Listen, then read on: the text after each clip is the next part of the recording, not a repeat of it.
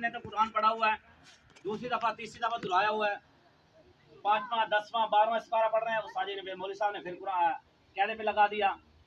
अगर आपने ये कायदा सही पढ़ा, पहली तख्ती के जो लफ्ज़ अल्फाज हैं वो सही पढ़ लिए, तो आगे भी आप सही पढ़ो। अगर आपकी यहाँ तलफ़्फ़ुज़ इस पे ना ठीक हुए तो कभी ठीक नहीं होंगे। मैंने आपको कल बताया था कि 4 हरूफ आपस में मिलते जुलते हैं, क़ाद, ज़ाल, ज़ा, ग़ाद और ज़ा। इन बच्चों को पता ही नहीं है। उसके बाद ये हम मोटे हरूफ हा, क़ा, क़ाद, ग़ाद,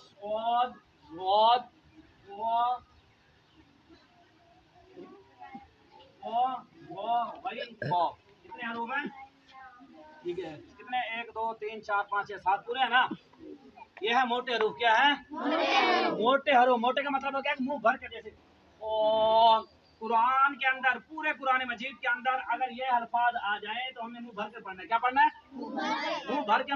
मतलब ये है कि मुंह खोल के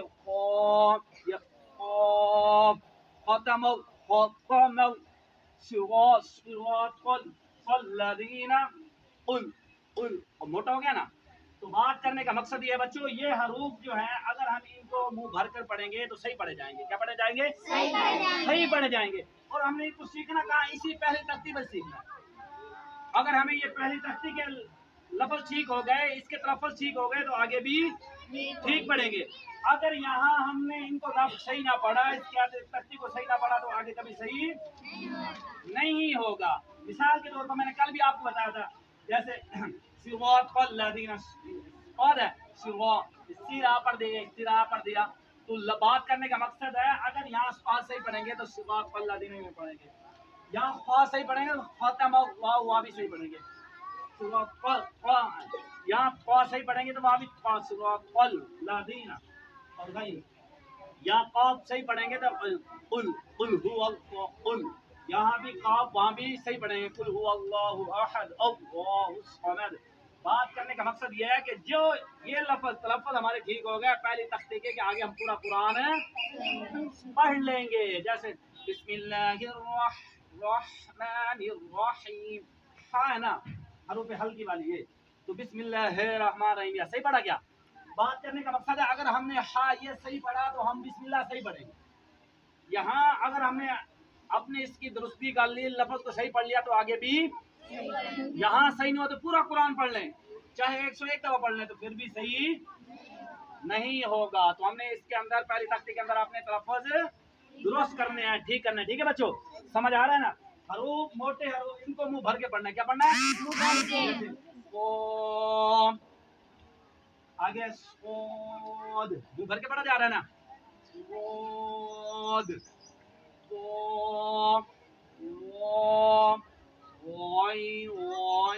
गैन पढ़ रहे हैं, गैन ये सही पढ़ रहे हैं? नहीं, यानी कि ये लफ्ज़ जहाँ भी आए तो इनको मुंह भर कर पढ़ेंगे। क्या पढ़ेंगे? ये मुंह खोल के। ठीक है बच्चों, समझ आ रही है आपको? इसके बाद है हरूफ हल्की, हमजा हा ऐन हा गैन। कितने हरूफ हैं? बड़े अच्छे हैं। हमजा हा ऐन हा गैन हा, कितने हरूफ हैं? 6। हमजा हा ऐन हा गैन हा, कितने हरूफ हैं? 6 हरूफ हैं। या हरूफ हल्की हैं, हमजा हा ऐन हा गैन हा। अगर ये कुरान मजीद में कहीं आ जाए तो इस पर गुन्ना, मीम और नून साकिन के बाद अगर ये लफ्ज़ आए तो गुन्ना। हमजा हा ऐन हा गैन का हा पे अगर तनवीन आ जाए, आगे बताएंगे आपको, तनवीन आ जाए तो गुन्ना। हमने सीखना है, यहाँ आगे आपको बताते जाऊंगे, इसके जैसे जैसे कुल आते जाएंगे आपको बताते जाएंगे। इनको हरूफ हल्की कहते हैं। ठीक है बच्चों, इन पर गुन्ना नहीं होगा, इन पर गुन्ना। समझ आ गई आपको? हरूफ हल्की कितने हैं? ये लिखा हुआ अभी कितने हैं? 6। उसके बाद है कलकला। क्या है? काफ क़ा बा जीम दा, कुतुब जुद, कुतुब जुद, यानी कि 5 हरूफ है। कितना? 5। जैसे उल अहद, दाल पे कलकला, साकिन होंगे कलकला होगा। क्या होगा? साकिन होंगे कलकला होगा। जैसे लहब, इन पे हरूफ पर कलकला होगा जब जेर जबर इनकी नहीं होगी। आगे आपको बताएंगे, लेकिन अभी आप बता रहे हैं ये हरूफ कलकला है। क्या है? क्या है?